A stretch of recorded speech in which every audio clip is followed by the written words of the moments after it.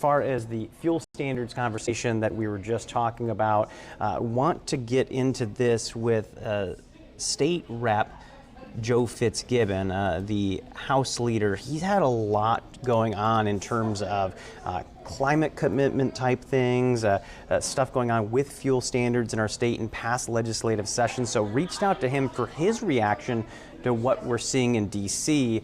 Let's listen in to made the car much worse. Conversation. Again, this is going to be State Rep Fitzgibbon speaking with the Fox Local Live desk about what we're seeing now. Yeah, so the announcement today is that the Trump administration is trying to make fuel efficiency standards for vehicles weaker. So to make drivers have to pay more money for gas and transfer more money to oil companies, and to save oil companies and automakers some money at the expense of Americans from coast to coast, who will have to drive less efficient vehicles and will have to shell out more money at the pump. So it's a real net loss for drivers. It's a harm to air quality. It's a harm to our climate. But it's a real win to oil companies and auto manufacturers.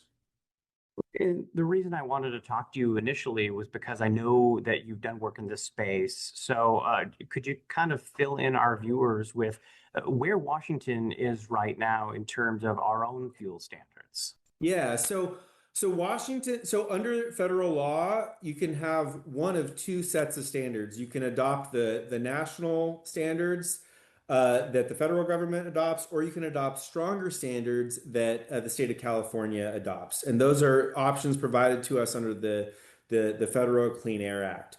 Washington has adopted the stronger California standards to mean we have the most efficient vehicles possible available to Washington drivers, Washington car buyers.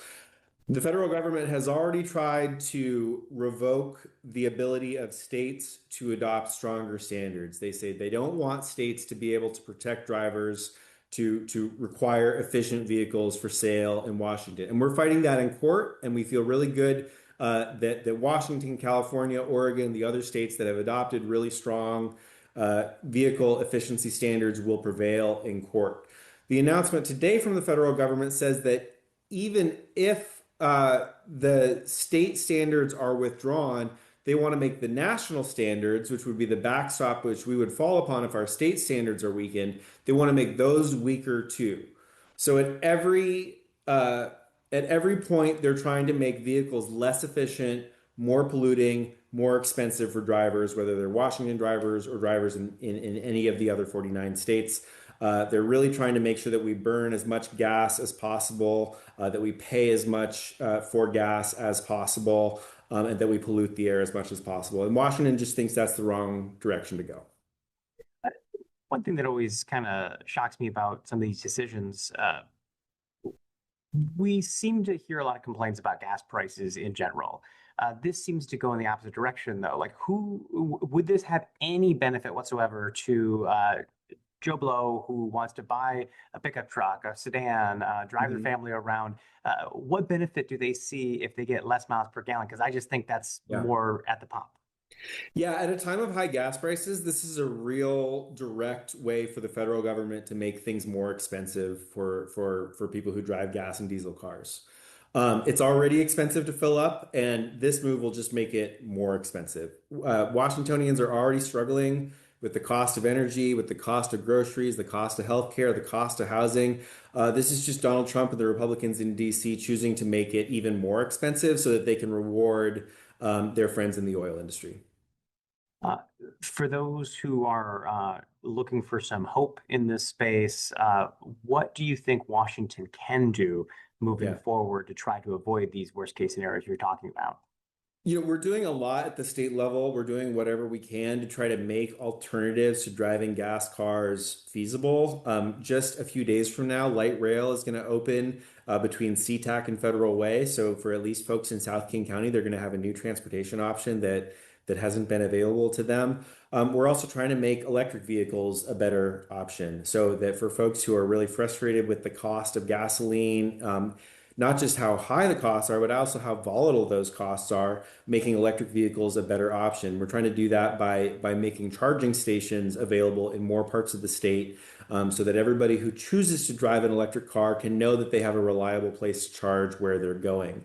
So we're trying to make all options more available to Washingtonians, so that if you're frustrated with the cost of gas and if you're frustrated with the fact that your vehicles are less efficient because of the actions of Donald Trump, that you're not stuck driving a gas car if that's not what you want your mode of transportation to be.